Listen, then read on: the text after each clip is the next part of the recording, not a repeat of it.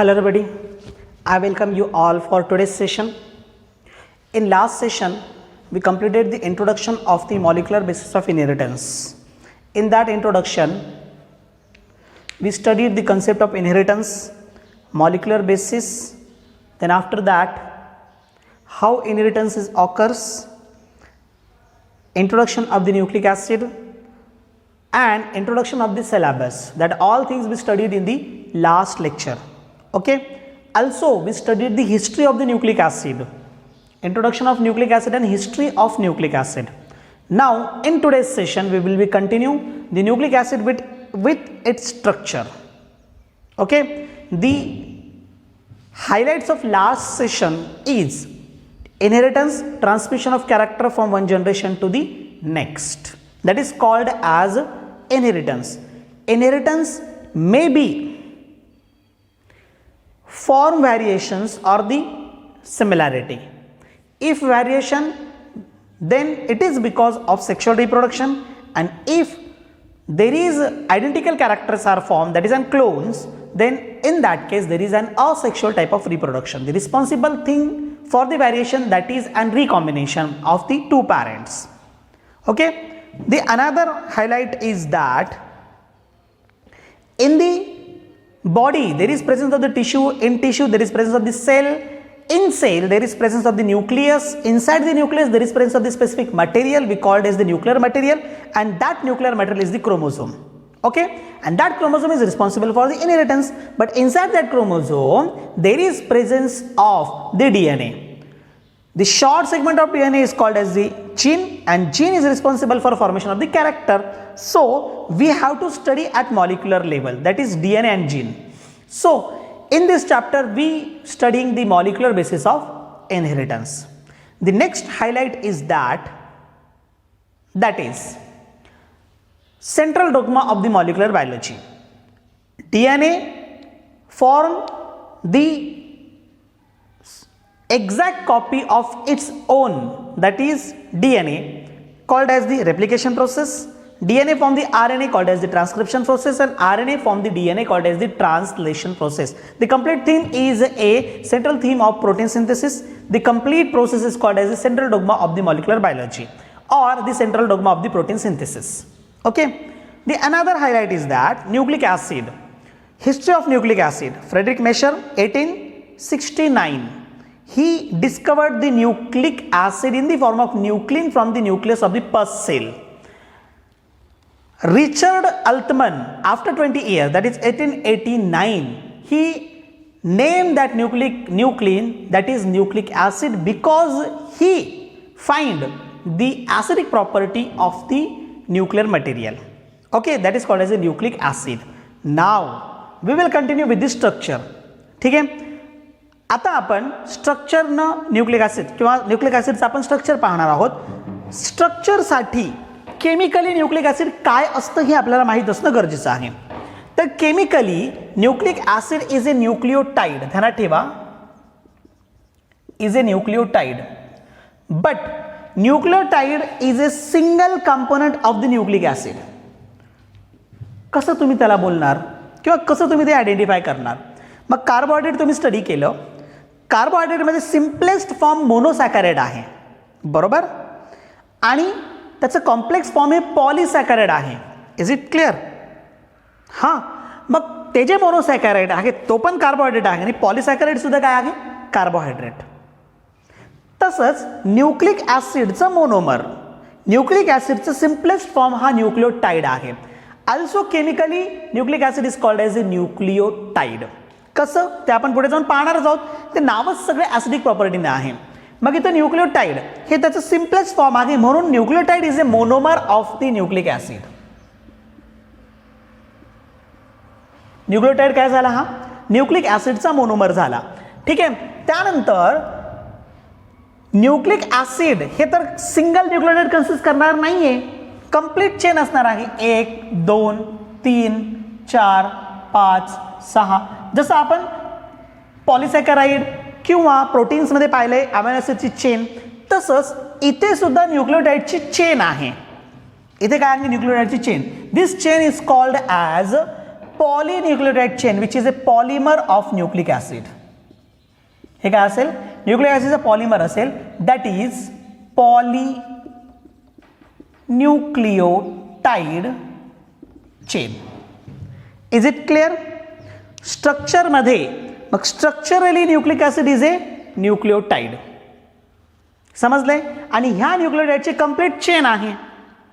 कितीतरी, मी इथे फक्त मॉडेल बेसिसवरती, एक्झाम्पल बेसिसवरती फक्त 6 टाकलेत आणि पुढे सॉन केले. ओके, मग आता इथे पॉलीन्यूक्लियोटाइड कंप्लीट चेन ही न्यूक्लिक ॲसिड फॉर्म करते, whether it is DNA or the RNA. कसं याचं स्ट्रक्चर फॉर्म होतं, तर ते स्ट्रक्चर पाहण्यासाठी आपल्याला त्याचं कंपोजिशन पाहणं गरजेचं आहे. मग कंपोजिशन तुम्ही कशाचं बघणार आहात? आता तुम्ही कंपोजिशन कंप्लीट न्यूक्लिक ॲसिडचं पाहण्यापेक्षा फक्त न्यूक्लियोटाइडचं पाहणं गरजेचं आहे. मग structurally nucleic acid is a nucleotide and the nucleotide is composed by 3 compounds. 3 compound पासून तयार झाले. There are 3 compounds. हे 3 कंपाऊंड कोणते आहेत? एक, one is sugar. Okay, the another one is nitrogenous base. मी त्याला सिम्पली NB केले, बेसिक मध्ये आपण ते बघितलं होतं. And third one is phosphate. या 3 कंपाऊंड पासून न्यूक्लियोटाइड तयार होतो. ओके, आता याच्यामध्ये फक्त शुगर आणि नायट्रोजिनस base, only sugar and नायट्रोजिनस base called as nucleoside. ध्यानात ठेवा, फक्त शुगर आणि नायट्रोजनस बेस असेल तर काय असेल? It is a nucleoside. मी तुम्हाला स्ट्रक्चरली सांगेल. आणि त्याच्यामध्ये फॉस्फेट तुम्ही ॲड केलं. आता यात काय केलं तुम्ही? फॉस्फेट ॲड केलं तर the structure is called as nucleotide. मग असं the nucleic acid without phosphate is called as the nucleoside. Phosphate शिवाय न्यूक्लिक ॲसिड हा न्यूक्लियोसाइड आहे आणि with phosphate is a nucleotide. फॉस्फेटसह हा काय असेल? न्यूक्लियोटाइड असेल. तुम्हाला कंपोजिशन क्लिअर झालेलं असेल.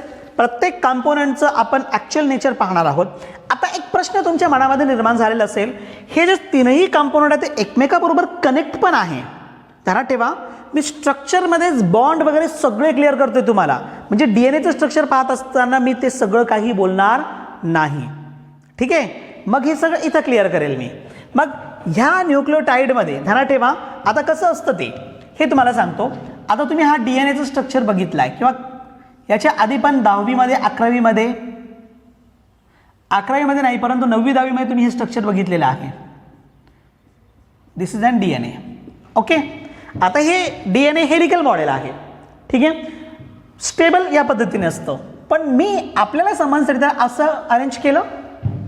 मग असं अरेंज केल्यानंतर हे तुम्हाला असं दिसेल. कोणते DNA असू द्या, DNA हा डबल स्टँडर्ड असतो. मोस्टली आपल्यामध्ये डबल स्टँडर्ड आहे, प्लांटमध्ये डबल स्टँडर्ड आहे, बॅक्टेरियामध्ये डबल स्टँडर्ड आहे. बाकीचं आपल्याला घेणं देणं नाही. ठीक आहे, मग इथे 2 स्ट्रँड, हा एक दिसतोय आणि हा दुसरा स्ट्रँड दिसतोय. मग हा जो एक स्ट्रँड आहे, या स्ट्रँडवरती तुम्हाला हे जे लाइनिंग दिसत आहेत ना, हे ॲक्च्युअली त्यांचे कोड आहेत. हे कोड कशाच्या बेसिसवरती? न्यूक्लियोटाइडच्या बेसिसवरती. मग इथे हा न्यूक्लियोटाइड 1 असेल, हा दुसरा न्यूक्लियोटाइड असेल.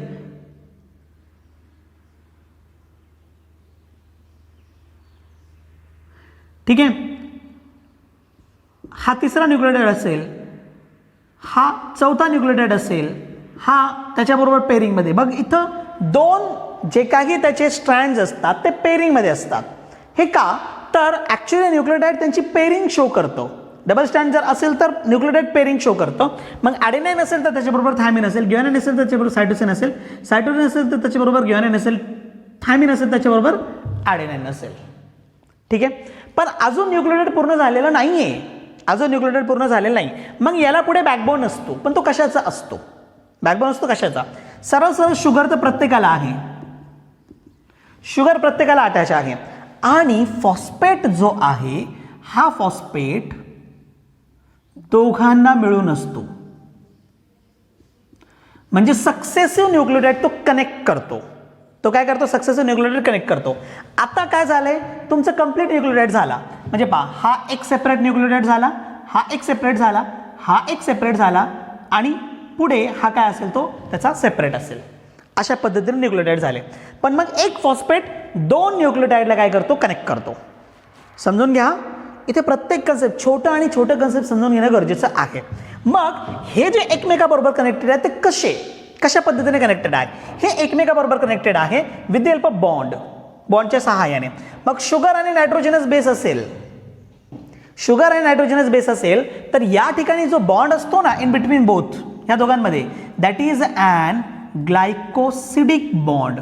ध्यानात ठेवा, या दोघांमध्ये जो बॉन्ड आहे तो कोणता, ग्लायकोसिडिक बॉन्ड. ठीक आहे.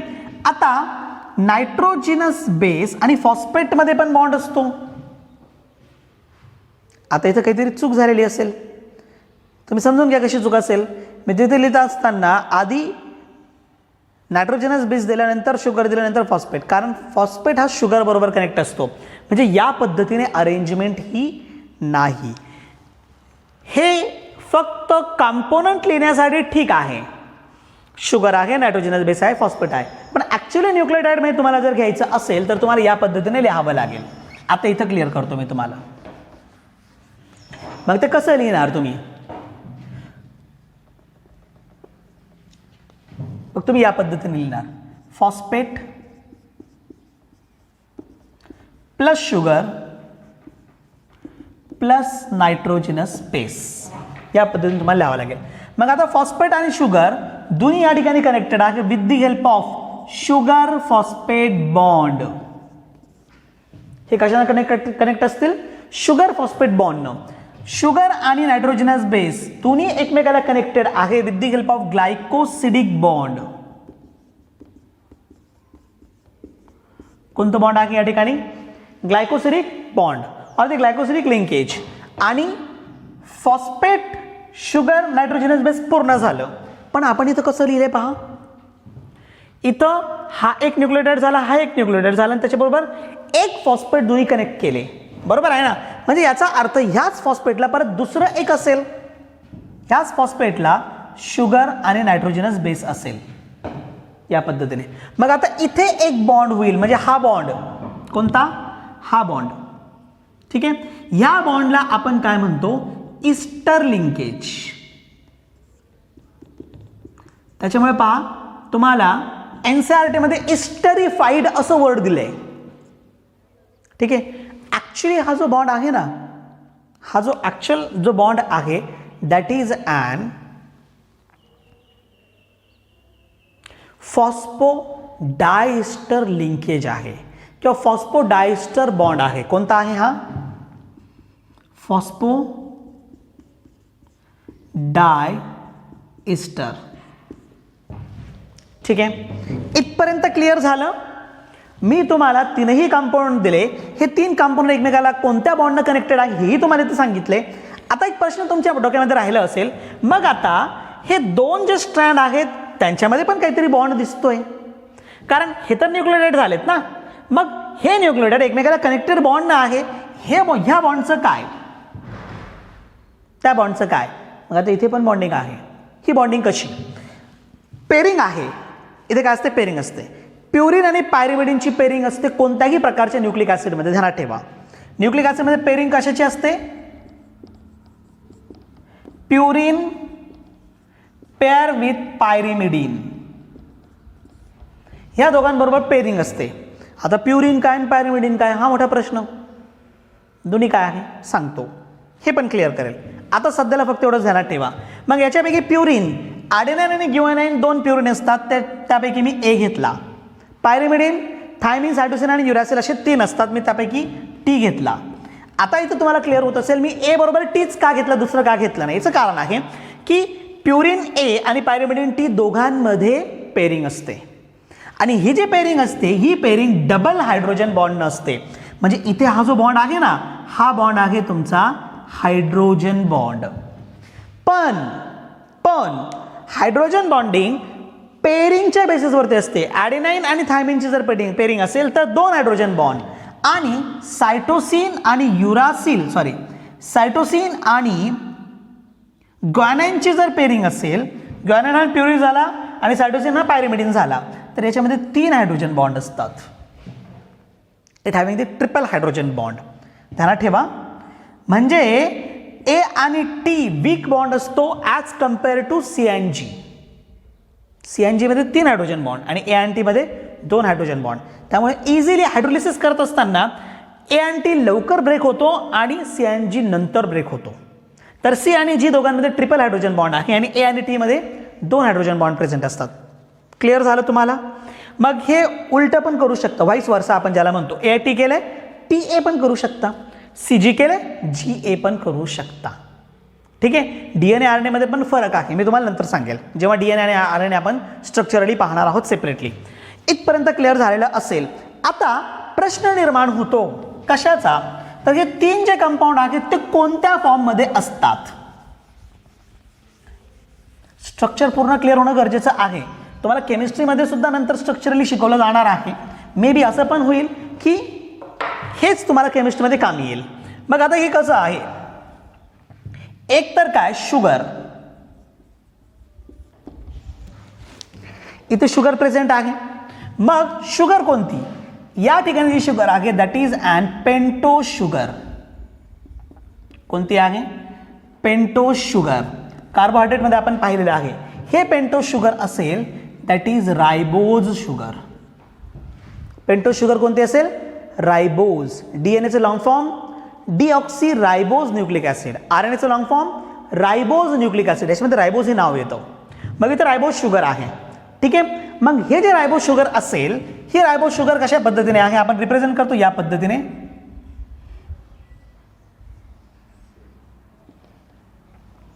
हेटेरोसायक्लिक रिंग,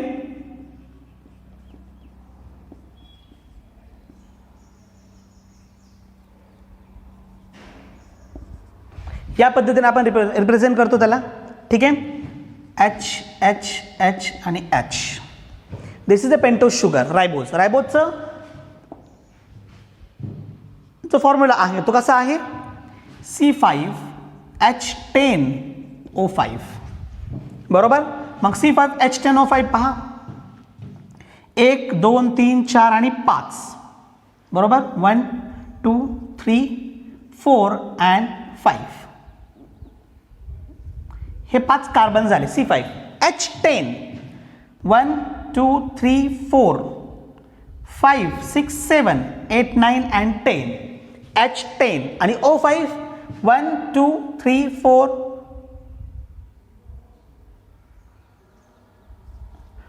1 2 3 4 5. ओके. सॉरी 1 2 3 4 5 हे झाले 5 ऑक्सिजन. या पद्धतीने तुमचा स्ट्रक्चर तयार झाला. That pentose sugar present in the nucleotide. न्यूक्लियोटाइडमध्ये जी पेंटोज शुगर असते ती ही असते. आता डीएनए मध्ये शुगर वेगळी असते आणि आरएनए मध्ये शुगर वेगळी असते. स्लाइट डिफरन्स आहे. दोघांमध्ये पण पेंटोज आहे पण स्लाइट डिफरन्स काय आहे. मग जर आरएनए असेल तर तिथे असेल रायबो, याचा लॉंग फॉर्म आहे रायबो न्यूक्लिक ऍसिड. म्हणजेच या ठिकाणी जी शुगर आहे ती कोणती आहे, रायबोज, जी वरती मी तुम्हाला दाखवली C5H10O5. आणि जर डीएनए असेल तर डीएनएचं लॉंग फॉर्म आहे deoxy ribo nucleic acid.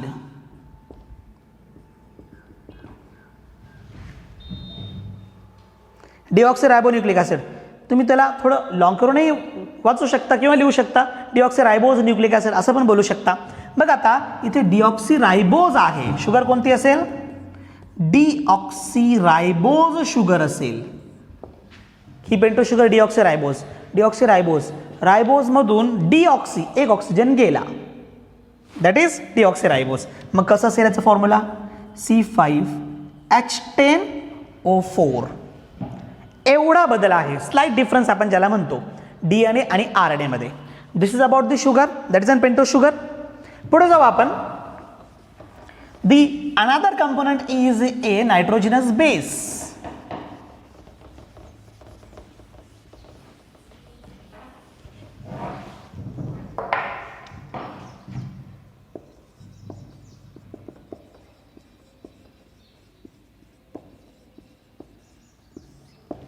Nitrogenous base. Nitrogenous base nitrogen compound आहे, ठीक आहे, म्हणून त्याला आपण नायट्रोजनस बेस असं म्हणतो. अमाइन ग्रुप सुद्धा याच्यामध्ये असतात. मग nitrogenous base actually heterocyclic ring असतात. नायट्रोजनस बेस जे आहेत ते हेट्रोसायक्लिक रिंग्स याच्यामध्ये प्रेझेंट आहेत. त्या बेसिसवरती ते नायट्रोजनस बेसिस आहेत. 2 प्रकार आहेत नायट्रोजनस बेसिसचे. टोटल 5 आहेत. टोटल किती आहेत? 5. पण डिवाइड झाले 2 पार्टमध्ये, ठीक आहे, 2 आणि 3 या पद्धतीने. यापैकी 2 जे आहेत ते प्युरिन्स असतात आणि 3 जे आहेत ते पायरिमिडिन्स असतात. मग nitrogenous bases are divided into 2 types, purines and pyrimidines. या 2 मध्ये, ठीक आहे. आता प्युरिन्स आणि पायरिमिडिन्स मध्ये काय डिफरन्स आहे? प्युरिन्स जे असतात ते डबल रिंग कंपाऊंड आहे. ध्यानात ठेवा, हे काय आहेत? दीज आर फिनॉलिक रिंग असतात, डबल रिंग कंपाऊंड्स. आता डबल रिंग कंपाऊंड्स कसे? एक्झाम्पल देतो आधी. प्युरिन्स मध्ये एक्झाम्पल्स आहेत, 2च आहेत. That is adenine and guanine. तुम्ही 9 असं प्रोनाउन्सिएशन करू शकता किंवा नीन असं प्रोनाउन्सिएशन सुद्धा करू शकता. म्हणजे ॲडेनिन अँड ग्वानिन असं, म्हणजे ज्या पद्धतीने तुम्ही घेऊ शकता, नो प्रॉब्लेम. म्हणजे त्याच्यामध्ये काही डिफरन्स नाही आहे. मग ॲडेनिन आणि ग्वानिन असे 2 प्युरिन्स आहेत. यापैकी एक्झाम्पल घेतो ॲडेनिनचा, जी तुम्हाला एनसीईआरटीमध्ये दिलेली आहे फिगर. मग डबल रिंग कंपाऊंड,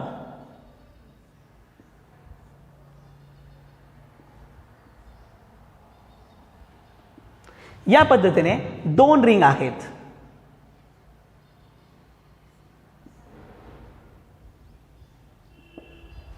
ठीक आहे. तर ॲडेनाइन हा double ring compound, NH2 N. आपण याला नायट्रोजनस बेस म्हणतो त्या बेसिसवरती. इकडे NH म्हणजे ॲक्च्युअल स्ट्रक्चर या पद्धतीने तो तयार होतो. या ठिकाणी एक N आणि या ठिकाणी एक N. ठीक आहे. So this is a adenine. हा काय झाला? तुमचा ॲडेनिन. मग प्युरिनपैकी एक एक्झाम्पल तुमच्यासमोर ठेवला, डबल रिंग कंपाऊंडचा ॲडेनिन. आणि पायरिमिडिन्समध्ये हे आहे, these are single ring compounds. हे सिंगल रिंग कंपाऊंड. ध्यानात ठेवा, adenine and guanine both present in DNA. DNA मध्ये दोन्ही पण असतात. मी तुम्हाला DNA आणि RNA मधला डिफरन्सही या ठिकाणी देतो आहे. तुमच्या पद्धतीने डिफरन्स तुम्ही तयार करायचा आहे. Is it clear? एक होमवर्क पण आहे, मी पुढे सांगेल. तो होमवर्क मी पुढे सांगेल तुम्हाला. मग आता इथं both present in the DNA. कोण? ॲडेनाइन आणि ग्वानाइन दोन्ही पण DNA मध्ये प्रेझेंट आहे. मी याच्या आधी पण एक DNA आणि RNA मधला डिफरन्स तुम्हाला सांगितलं होतं. एक तर त्यांच्या लॉंग फॉर्ममध्ये डिफरन्स आहे, दुसरं त्यांच्या शुगरमध्ये डिफरन्स आहे. तो कोणता मी त्या ठिकाणी क्लिअर केला. आता तिसरं इथे काय आहे? प्युरिन्समध्ये. आता पायरिमिडिन्स. पायरिमिडिन्स 3 आहेत.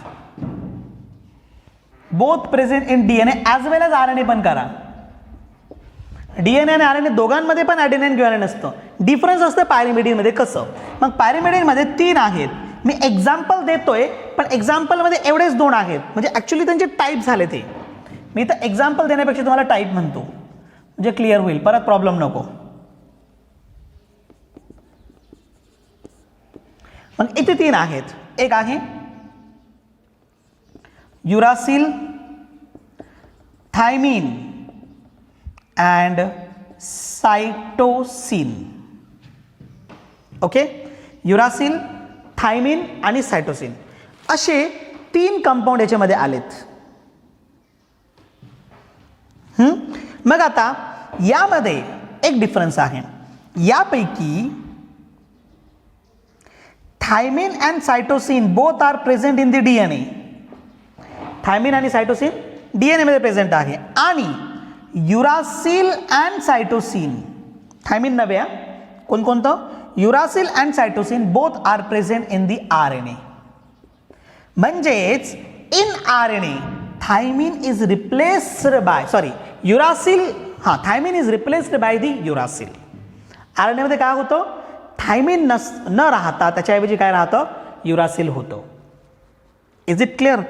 दोघांमधलं डिफरन्स म्हणजे स्ट्रक्चरमध्ये फक्त स्लाइट चेंजेस आहेत, स्लाइट. म्हणूनच युरासिल आणि थायमिन दोघांमध्ये काय होतं त्या ठिकाणी डिफरन्स, दोघांमध्ये रिप्लेस केलं जातं. म्हणजे DNA मध्ये जर समजा थायमिन असेल तर RNA मध्ये काय असेल, युरासिल असेल. तसंही DNA मध्ये थायमिनच असतो, नॉट दी युरासिल, आणि RNA मध्ये युरासिल असतं, नॉट दी थायमिन. मग जेव्हा DNA पासून RNA तयार होतो ना ट्रान्सक्रिप्शन प्रोसेस, तर तेव्हा त्या थायमिनच्या ऐवजी युरासिल ॲड केला जातो. कारण तसंही जेव्हा एक्सप्रेशन होतं तर एक्सप्रेशनच्या वेळेस काय होतं, त्या ठिकाणी न्यूक्लियोटाइड बेस जो आहे तो पेरिंग बरोबर चेंज होतो. ते कसं असेल ते आपण त्यावेळेस सेपरेटली पाहणार आहोत. पण इथे ध्यानात ठेवा काय होतं, पॅरिमिडीनमध्ये RNA मध्ये थायमिन हा युरासिलने रिप्लेस होतो, आणि DNA जर असेल तर काय होईल, मग DNA मध्ये there is presence of the thymine. DNA पासून RNA तयार होतो, म्हणून आपण असं म्हणतो की in RNA the thymine replace by the uracil. आपण DNA मध्ये तसं म्हणू शकत नाही, कारण DNA RNA पासून तयार केलं जात नाही. बट काय, कोरोना व्हायरस घ्या, HIV व्हायरस घ्या, रेट्रो व्हायरसेस आहे, यांचं जेनेटिक मटेरियल RNA आहे, नॉट द DNA. व्हायरसेस सोडून बाकी सगळ्यांचं जेनेटिक मटेरियल DNA असतं, पण काही व्हायरसेस जे स्पेसिफिकली रेट्रो व्हायरसेस ज्यांचं जेनेटिक मटेरियल RNA असतं. मग जेनेटिक मटेरियल RNA असतं तर त्यांच्यामध्ये आधी RNA पासून DNA तयार केलं जातं, मग सरळ प्रोसेस होते DNA पासून RNA, RNA पासून प्रोटीन. ठीक आहे, समजते तुम्हाला? मग तिथे हा बदल असेल. मग तिथे काय असेल, ऑलरेडी युरासिल प्रेझेंट असेल आणि uracil is replaced by the thymine. हे फक्त कोणासाठी आहे, रिट्रो व्हायरसेससाठी आहे. रिट्रो व्हायरसेस सोडून मग अदर सगळ्यांमध्ये हीच कंडिशन आहे जी मी तुम्हाला या ठिकाणी सांगितली. एक्झाम्पल म्हणून इथे युरासिल देतो. मग युरासिल सिंगल रिंग कंपाऊंड असेल, एकच या ठिकाणी फिनॉलिक रिंग आहे. फिनॉलिक रिंग मध्ये 2 ऑक्सिजन असेल विथ डबल बॉन्ड. ओके, म्हणजे या पद्धतीने त्या ठिकाणी स्ट्रक्चर तयार होतो, NH आणि इथे NH. So this is the structure of the uracil. आपल्याला बायोलॉजीमध्ये पूर्ण स्ट्रक्चरल डिस्क्रिप्शन नसतं, ठीक आहे, केमिस्ट्रीमध्ये असतं, केमिस्ट्रीमध्ये ते स्ट्रक्चरल डिस्क्रिप्शन केलं जाईल, पण त्याची ही गरज नाही आहे, एवढंच खूप होतं. हे एक्झाम्पल म्हणून तुमच्यासमोर ठेवलं आहे. सो हे झालेत नायट्रोजिनस बेसेस. तिसरं कंपाऊंड जो याच्यामध्ये प्रेझेंट आहे that is an phosphate. Phosphate actually phosphoric acid आहे.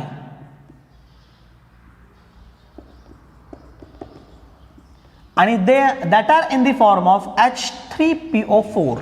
हे कशाच्या फॉर्ममध्ये असतं, H3PO4 मध्ये. ध्यानात ठेवा, यावरती प्रश्न पण विचारलेला आहे. फॉस्फेट कोणत्या फॉर्ममध्ये आहे, H3PO4. आणि the acidic nature of nucleic acid he property आहे. the acidic nature of the nucleic acid is because of phosphate. हे कोणामुळे आहे, हे फॉस्फेटमुळे आहे.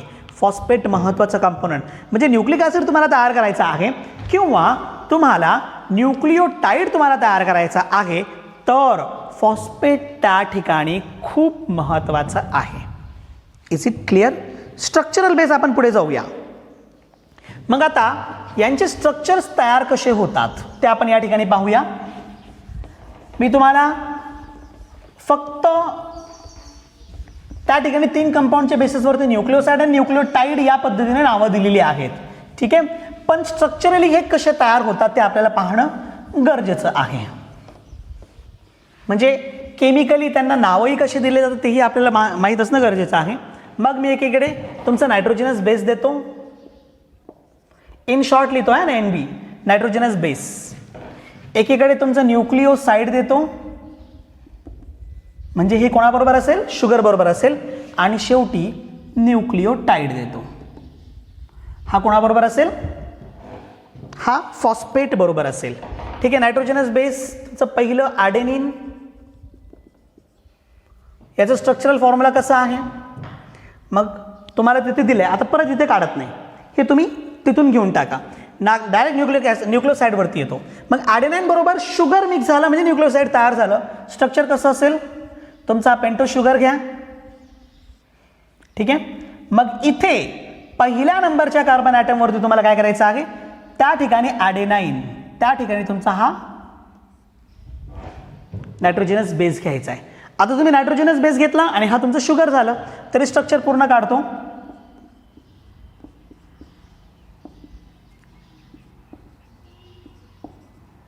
नाव दिस इज ए न्यूक्लिओसाइड. हा काय झाला, हा तुमचा न्यूक्लिओसाइड झाला. 1 2 3 4 5. This is your nucleoside. आता हा जो न्यूक्लिओसाइड आहे तुमचा, याला काय नाव देणार? मग ॲडेनाईनचं असेल तर दिस इज अन ॲडिनोसिन. हे काय झालं, ॲडिनोसिन. तुम्हाला फॉस्फेट अटॅच करायचं आहे.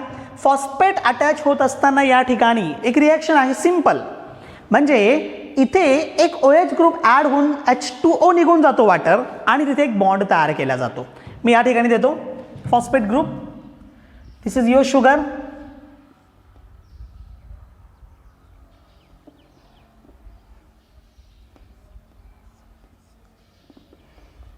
ठीक आहे. या ठिकाणी तुमचं ॲडेनिन तुम्ही असंही लिहू शकता आणि या पद्धतीनेही लिहू शकता, दोन्हीही बरोबर आहेत. NCERT मध्ये देताना फक्त ॲडेनिनचं नाव लिहिलेलं आहे, त्यामुळे मी तसं लिहिलंय.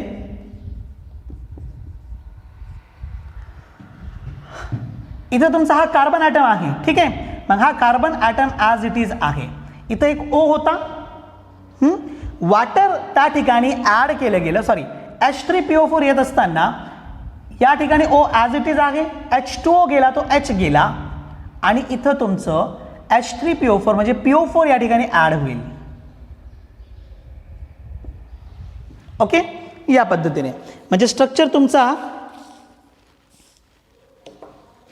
अशा पद्धतीने तयार होईल. कंप्लीट स्ट्रक्चर तुम्हाला पाहिजे असेल तर जस्ट काय करायचं, OH OH. ठीक आहे. बॅलन्स होतं का तुम्ही पाहू शकता तुमच्या पद्धतीने. मग बॅलन्स तुम्ही ते करू शकता. H3PO4 आहे 1 2, वॉटर बरोबर एक H निघून गेला, झालं. ठीक आहे. O4 1 2 3 4, P एकच आहे सिंगल, म्हणजे इथे बॅलन्स झालं. आता हे तयार झालं तुमचं न्यूक्लिओटाइड. हे काय झालं तुमचं न्यूक्लिओटाइड. मग इथे तुम्ही याला काय नाव देणार, यू नो दॅट. तुम्ही या ठिकाणी न्यूक्लिओटाइड नाव द्यावं लागेल, that is an adenylic acid. This is a nucleotide, adenylic acid. Nucleoside adenosine आणि न्यूक्लिओटाइड ॲडेनायलिक ॲसिड, यावरती प्रश्न विचारला जाता. मी दुसरं एक देतो या ठिकाणी, युरासिल. एक एक्झाम्पल देतो. दोघांचं एक एक एक्झाम्पल झालं म्हणजे प्रॉब्लेम सॉल्व्ह. तसं तुम्ही स्वतः तयार करू शकता. आता इथून पुढे इथपर्यंत मी दिलेलं आहे. आता फक्त इथं शुगर घ्या, त्याच्याबरोबर काय करा, तुमचं युरासिल दाखवा. ओके, युरासिलचं स्ट्रक्चरही तुम्ही या ठिकाणी दाखवू शकता कंप्लीट. याच्याबरोबर ना कंप्लीट स्ट्रक्चरही तुम्ही या ठिकाणी दाखवू शकता. कसं दाखवणार, समजा हा ॲडिनिन आहे तर मी इथं कसं दाखवेल पहा.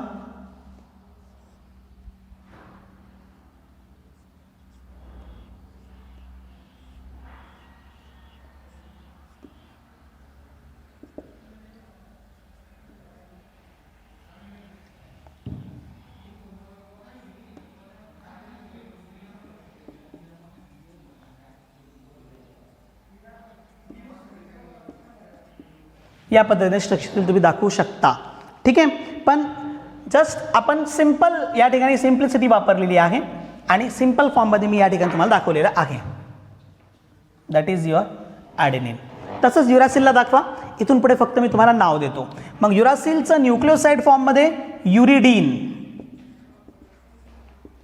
ठीक आहे. आणि न्यूक्लिओटाइडच्या फॉर्ममध्ये युरिडायलिक ॲसिड. ठीक आहे. पुढे थर्ड ग्वानाइन. न्यूक्लिओसाइड ग्वानोसिन आणि न्यूक्लिओटाइड ग्वानायलिक ॲसिड. ओके. त्यानंतर cytosine.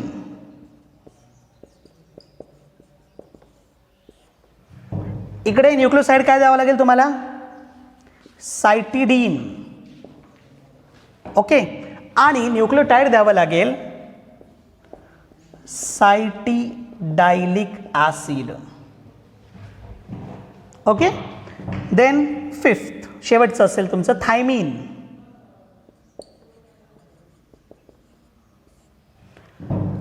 Nucleoside thymidine. Okay. And nucleotide that is thymidylic acid. Okay. मग adenine adenylic acid, uracil uridylic acid, guanine guanylic acid, cytosine cytidylic acid आणि थायमिन थायमिडायलिक ॲसिड हे त्याचे nucleotide form आहे. हे तुम्ही ध्यानात ठेवा. चांगल्या पद्धतीने चार्ट तयार करत तुमच्या घरी लावा, म्हणजे हे ध्यानात राहील. तुमच्या NCERTमध्ये ॲज इट इज दिलेलं आहे, म्हणजे हे ध्यानात ठेवण्यासाठी गरजेचं आहे चार्ट बनवणं. प्रत्येक कंपाऊंडला ॲक्च्युली न्यूक्लियोटाइड फॉर्ममध्ये काय म्हटलं जातं आणि न्यूक्लियोसाइड फॉर्ममध्ये त्याला काय म्हटलं जातं, म्हणजे शुगर मिक्स केलं तर काय होईल आणि फॉस्फेट मिक्स केल्यानंतर त्याला काय म्हणता येईल, काय नाव देता येईल, या पद्धतीने नावं हे तुम्हाला माहीत असणं गरजेचं आहे. ठीक आहे. This is about the structure of nucleic acid. Okay. यानंतर आपल्याला टाईप्स ऑफ न्यूक्लिक ॲसिड पाहायचे आहेत, ते आपण काय करूया नेक्स्ट लेक्चरमध्ये पाहूया. ठीक आहे. धन्यवाद.